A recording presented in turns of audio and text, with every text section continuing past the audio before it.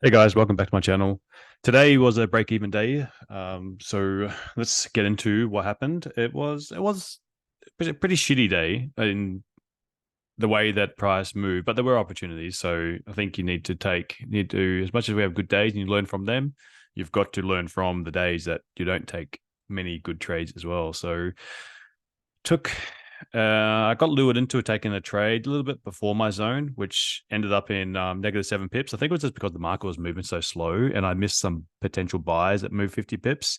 And then the second trade was actually going better, but I managed it and took some partials so that I could at least secure and make back that little loss that happened before. And then it just didn't have that same follow through.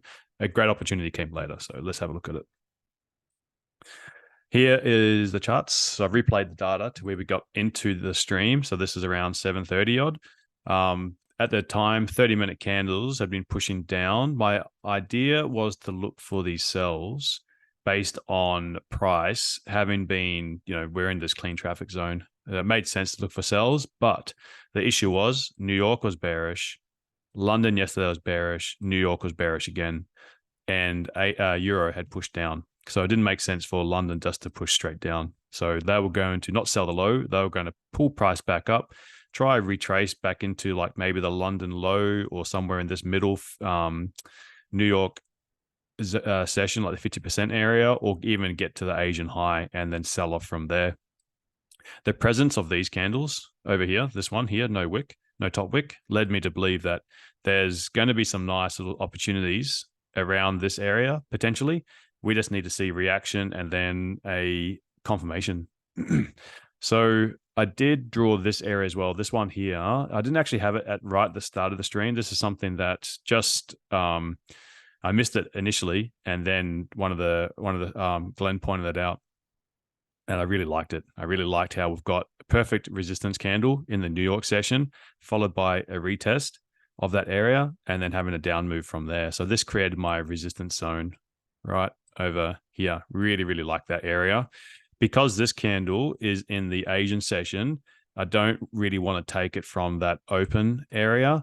What I would prefer is looking and saying, well, I'd rather take it from up at this area where you've got a London low and then you've got an Asian high, because this is an Asian session. So this was really the area that I really wanted to see price pull back to and then take sales from there. Anyway, so let's have a look. Because of that bias for all the sessions sort of pushing down, it didn't make sense to take these sells. So I had a pathway that price can push underneath and come back up, close above, and then look for these longs. That's indeed what actually happened. So I'm going to say that's my first missed opportunity. So what actually happened? I'll go to the 3-minute chart.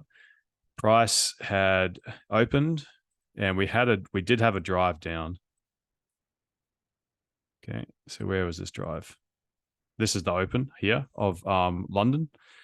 Price drove down. See how I couldn't really close below? This is the support because this candle broke. Oh, it was a double bottom actually, but then this candle had wicked underneath these dojis and then closed strong bullish. So from the low to the open, this was my support zone.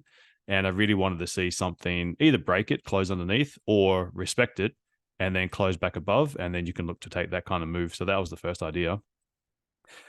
The resistance that I was looking for this to target was these no wick candles that I flagged earlier. At least this one here. We got a little price gap here. So this was also another little opportunity that I thought price could as a target if this happened.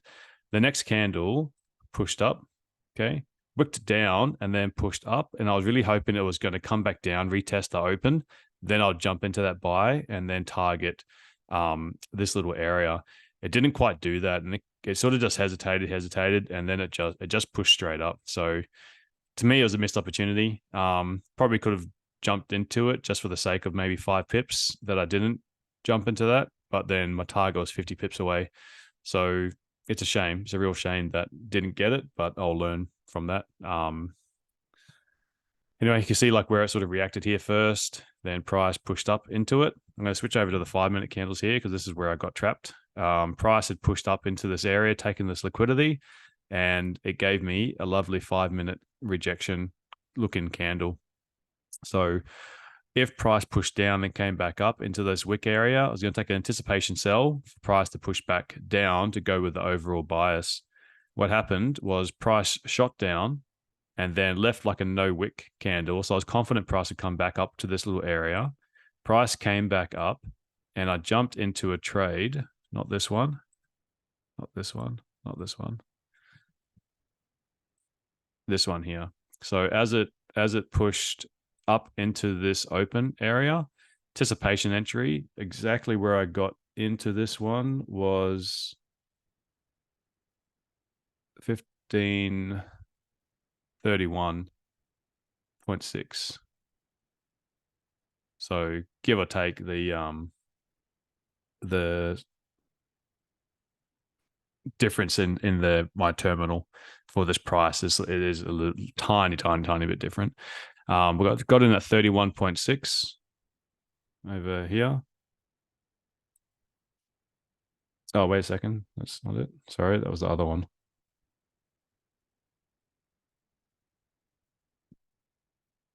Price was at 30.85. My bad. Sorry. 1950. Sorry. That's gold. 30 point around there. That's about where I got it. Around the open. Anyway. Stop loss was 15 pips away. So if stop loss was, no, it was a little bit lower actually. It was about, looked like that. It was 42 or so. This was 15 pips stop loss. Price hit it and then reacted, was in a little bit of profit. Then price just, as it was pushing up, I closed it for -7 pips. There was no point holding it at that point. So even though it didn't hit my stop loss in full, it was only like it was still going to be -7 pips. Didn't want to hold it. Realized I got in a little bit earlier, too early, because price just went sideways, and then price reacted from this nice little zone. Okay, price pushed up, came back down, gave me a second entry, so I was able to get back into this trade. On the 3 minutes, price had, as it pushed up, because this one here I'd closed it for -7, so that trade was done. Jumped back into it after seeing price rejecting from this red zone that I was preferring. Entered on, I got in a little bit late as it was breaking the low of the support candle. Price pushed down 10 pips, closed partials, because this was a partial loss, this was a partial win. They balanced each other out, and I don't know why, but that's something that I just, if I take a loss earlier, I know I probably shouldn't, but I do trade the outcome of the previous trade, that if I have a chance at getting back in the green for the day, I feel like it's kind of like a bit of a reset. It just makes me less distracted. Anyway, price, as it came back, it just took me out for the break even at that point. So the rest of the runner. So that was it. Then price just went sideways. So it was just a real waste of time. So end of the stream around about this area after getting stopped out, and then just let it go. I did set an alert over here saying that if price can get back up to this Asian high, looking for sales. This has always been on the charts from ways earlier. My alert went off at 11:12. 11:12. A bit more to go. Okay, 11:12. See this candle? 11:12. Alert went off. Timer took me to get to the charts, and I didn't have a sell limit, but timer took me to get to the charts, open it up, and then take the trade. Price had already started to push down. Didn't want to chase the trade. So as it pulled back, this is where I jumped in here. So this was the entry for this move, targeting down here. Okay.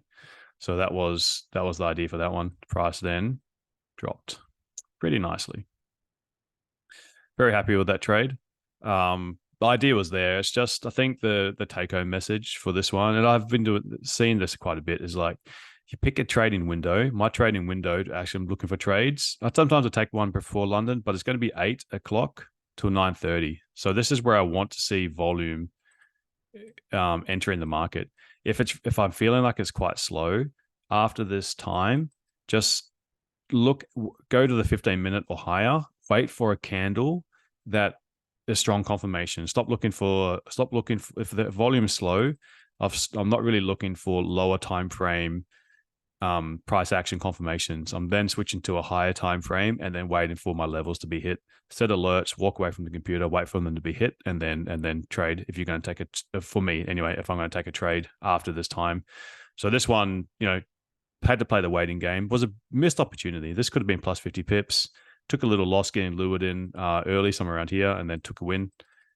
Made back that loss. Should have probably let it run a little bit longer, but I wanted to get back even. And then that kind of reset me for being able to take, once this level got hit, price pushed down, missed the first drop on the retest, was able to take it, netting decent amount. I didn't really flag that in the front cover just because I don't want to clickbait anyone, but that is, a beautiful little trade for the session. I'll flick up to a higher time frame because then the volume came. So price then, New York session just started the drive price lower. So we would have had holding trade. If I held it all the way, not going to probably hardly ever do that, but that would have been nearly 100 pip trade. So in the end, it was a good day. It was just really slow to start it with. So anyway, you learn and you adapt. So good. Best of luck. Hope you guys had a winning day. And I'll see you guys for London session tomorrow.